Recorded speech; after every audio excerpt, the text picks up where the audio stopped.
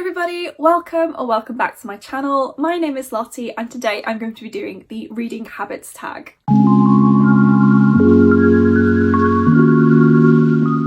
You will probably be seeing me wearing the same outfit and the same earrings for a couple of videos just because I'm bulk filming and I can't be bothered to get changed, so whatever. But yes, today I'm going to be doing the reading habits tag. I have wanted to do this tag for a little while now, just to tell you all about what kind of a reader I am. I feel like I talk a lot about the different kinds of books that I read on my channel, but I've never really revealed how I read and the kind of things I do while I read, so this is why this tag is perfect for it. So this tag has 11 questions and we're just going to dive straight into it. So the first question is, do you have a certain place at home for reading? I don't particularly have a certain place at home to read. I kind of just read anywhere, but I do mostly read in bed. I get most of my reading done before I go to bed or before I go to sleep of an evening. I try and go to bed an hour before I would like to go to sleep so that I can get an hour of reading in. I've mentioned this, but I like to try and read about 50 pages a day, or I try and also read for about an hour a day. I can read around a page a minute depending on like text size and the length of the book, etc., and also the complexity of the language in the book. So reading about 50 pages a day or at least an hour is my general goal. So I do most of my reading in bed, but I tend to also I'll read on the sofa downstairs. That's kind of it. We've only moved in April to this house, so we're still sort of getting our rooms sorted out. There's 2 rooms downstairs that we don't use very often just because we don't have any furniture in them yet. So we're still sort of getting things sorted, but I read in bed or on the sofa at home. I don't really have like a little reading nook, but I would very much like one. I have my sort of like combined games room and office downstairs, which is one of the rooms that has barely any furniture in it. So I kind of would like to make that into a little cozy reading area for myself as well. Question number 2 is bookmark or piece of paper. I'm very much a bookmark person. So this is my little Targaryen Game of Thrones book that my brother bought me when he went to France a few years ago, and I use it to store all of my bookmarks. I like to collect bookmarks from the different places that I've been. So I've got one here from Bart's Books in Alnwick. I've got ones from the Bookends of Foy in Cornwall. This one I got when I went to Berlin a few years ago. This is from the Witch Museum in Boscastle in Cornwall as well. My dad bought me this one when he went to Egypt. I think it has my name on it. This one is from Stonehenge. This is now just turning into a bookmark collection video. I've got some from Book Depository when they did the like colour in your own bookmark thing. A lot of my bookmarks are from Book Depository and I feel like I should probably just throw them away, but you get them for free when you order from there. So here's my one from Gaze the Word when I ordered Plain Bad Heroines. This is one from my Students' Union. It says de-stress, I think that was upside down, yeah, de-stress on it, when I was at university. This I bought from the Victoria and Albert Museum when I went on a school trip, a university trip a couple of years ago. I really like this one. I kind of wish it had like V&A written on it, but it's a very nice design. I really like that one. This is my Rainbow Grey one from when I bought my ticket for the Rainbow Grey event that Calvin did with Waterstones earlier this year. And my most recent additions to my bookmark collection are from Jess at Magic Moonchild, so I'll show you these. So Jess is a person who's been floating around on BookTube for a while. She is a subscriber to a lot of people. She's in a lot of people's like Patreon things, and she makes things out of resin, mostly bookmarks. So these are my 2 most recent acquisitions and I really like them. They're very cute. So we've got a little ghost and then also a little silhouette with the like gold foiling in it. But they're very nice. I very much like them. So I will leave a link to her Etsy in the description because she makes really cool resin things. The question number 3 of the tag, which I'd almost forgotten I was actually doing, is can you just stop reading or do you have to stop after a chapter or a certain amount of pages? I try my best to stop at the end of a chapter because that is the natural stopping point in a book. That's why they are broken up into chapters. It really annoys me if I have to stop in the middle of a chapter or in the middle of a page, but because I do tend to read while I'm commuting, sometimes I just have to stop reading wherever I am because I have to get off the train or the bus. I can't just keep reading because I'll miss my stop. But yes, I very much do prefer to stop at the end of a chapter, but I will just stop wherever if I have to. But if I'm just reading like if I've set a certain amount of time out for me to read, I will only stop at the end of a chapter. I won't just stop wherever unless something comes up and I have to go and do something. So question number 4 is, do you eat or drink while reading? And I don't tend to. I don't really like to eat. If I'm gonna eat, I'm obviously like either eating with like a knife and fork, which I need 2 hands for, so I can't hold a book, or I'm eating something with my hands, and I don't like to have like sticky, greasy fingers while I'm reading because I don't want to damage my books. And so I don't tend to eat while I'm reading, but if I'm reading, I'll have like a glass of water or a cup of tea or something on the go while I'm reading, because if I'm reading for like 4 hours, I need to obviously have something to drink. Typically, if I'm reading for a long period of time, I'll take a break to have something to eat rather than just eating while I'm doing it. Otherwise, I feel like I have to keep like putting the book down and stuff. So yeah, I don't really eat while I'm reading, but I do sometimes have a drink. So question 5 is multitasking, music or TV while reading? No. I cannot have anything going on in the background while I'm reading. I find it really difficult to concentrate. I'm getting better at just like reading while like the TV is on and not being distracted by it, but like if I'm sat with other people around me and they start talking, I get really distracted and I can't focus on what I'm reading. I tend to read in a room on my own with no sound. I sometimes put like a bit of ambiance on, so like a YouTube thing, or maybe some like instrumental music, but even instrumental music does tend to distract me as well. And I've always been like this. Even when I was like revising for school and then university, I couldn't have music on in the background because I couldn't focus on what I was reading or studying. So yeah, I tend to just have nothing going on, maybe a bit of mood lighting and maybe a bit of ambiance, but that's it. So question 6 is 1 book at a time or several at once?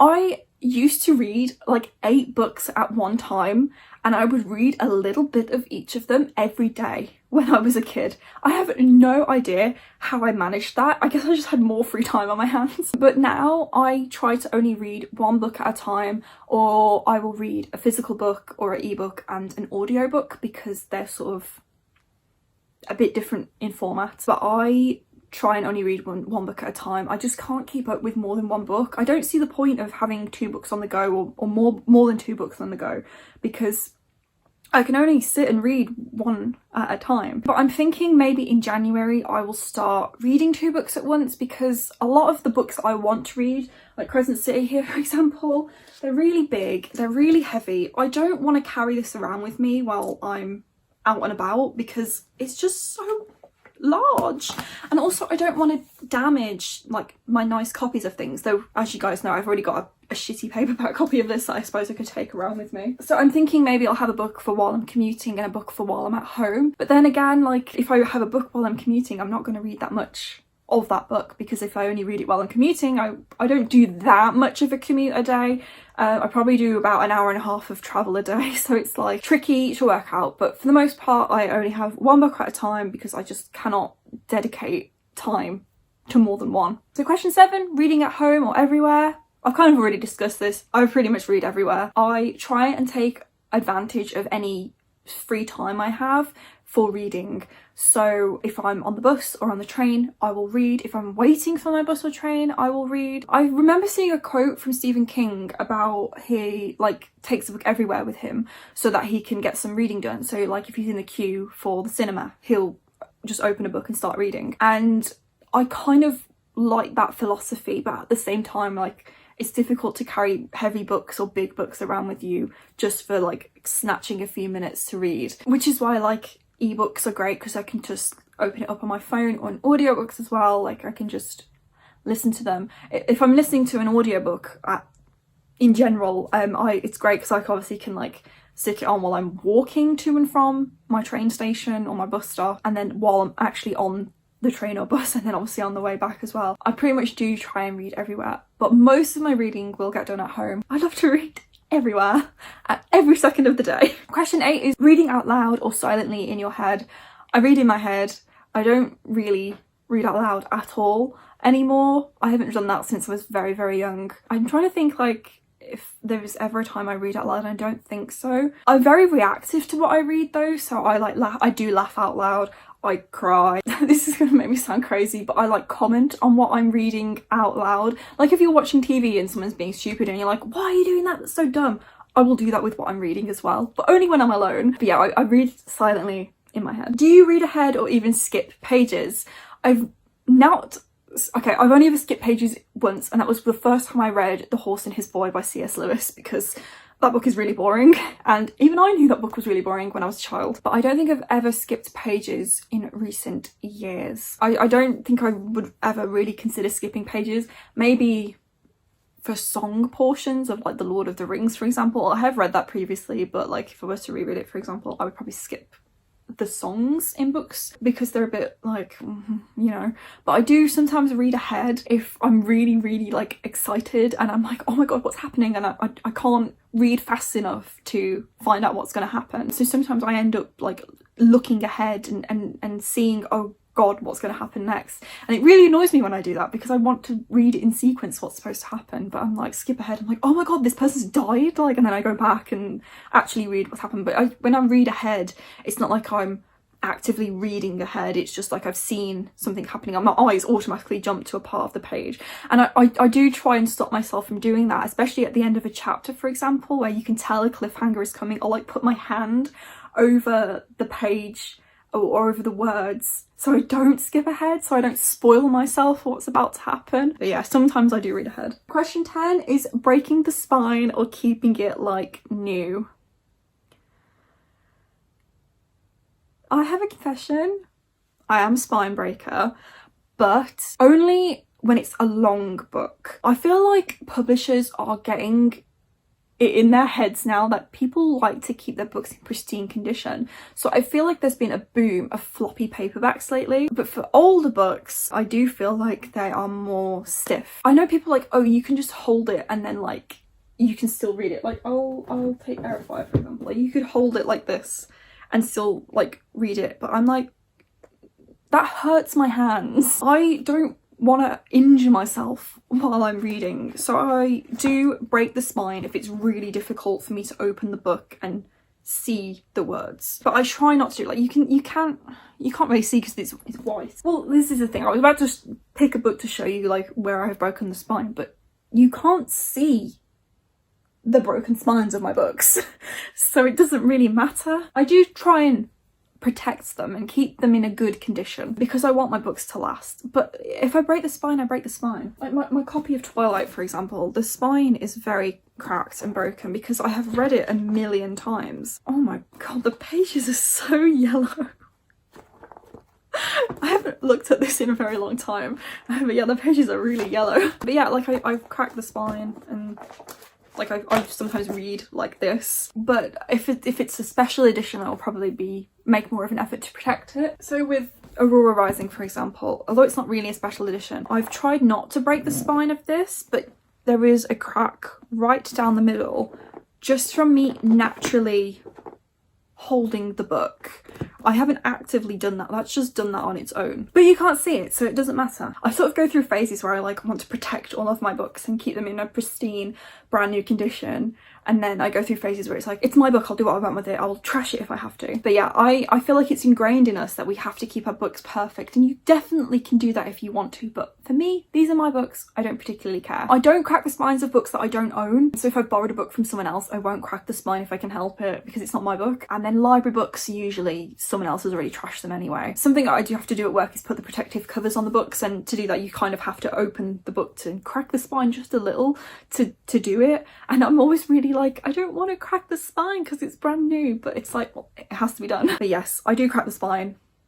Don't shoot me for it. And finally, question 11 is, do you write in your books? And yes, I do. Very rarely I write in my books, but I try and annotate more now.